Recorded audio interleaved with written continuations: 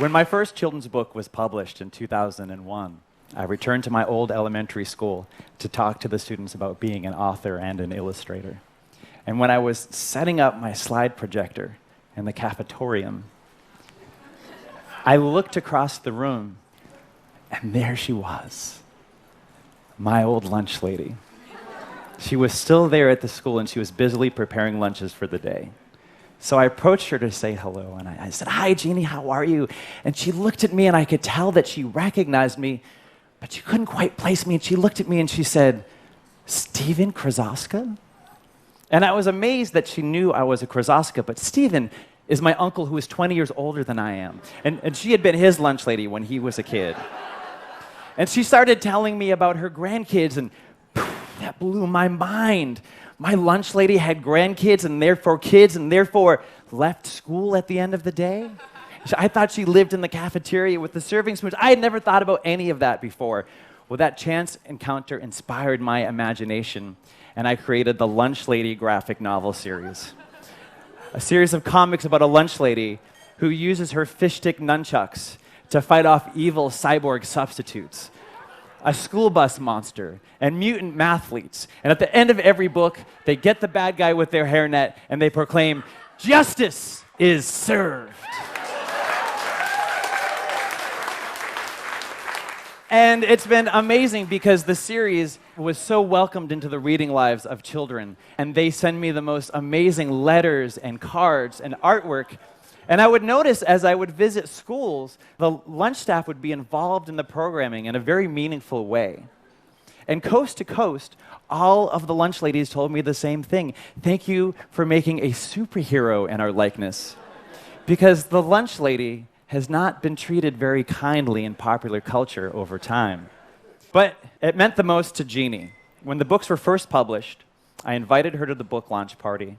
And in front of everyone there, everyone she had fed over the years, I gave her a piece of artwork and some books. And 2 years after this photo was taken, she passed away. And I attended her wake, and nothing could have prepared me for what I saw there. Because next to her casket was this painting. And her husband told me it meant so much to her that I had acknowledged her hard work, I had validated what she did. And that inspired me to create a day where we could recreate that feeling in cafeterias across the country. School Lunch Hero Day, a day where kids can make creative projects for their lunch staff.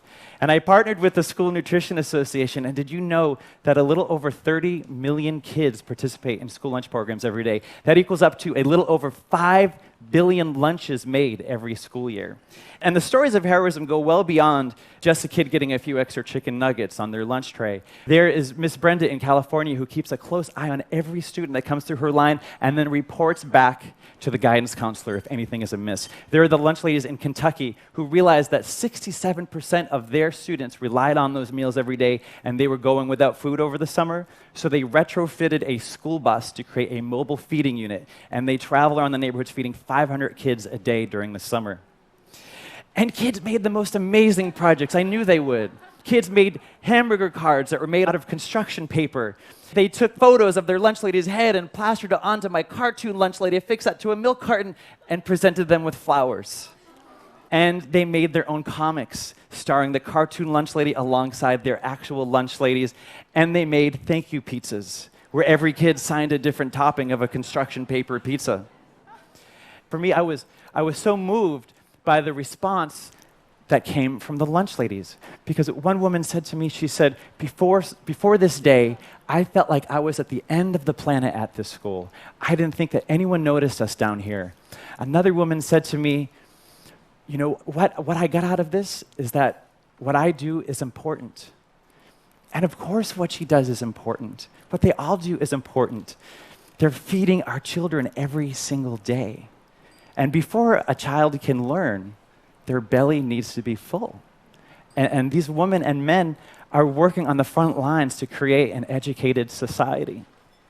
So I hope that you don't wait for School Lunch Hero Day to say thank you to your lunch staff. And I hope that you remember how powerful a thank you can be. A thank you can change a life. It changes the life of the person who receives it, and it changes the life of the person who expresses it. Thank you.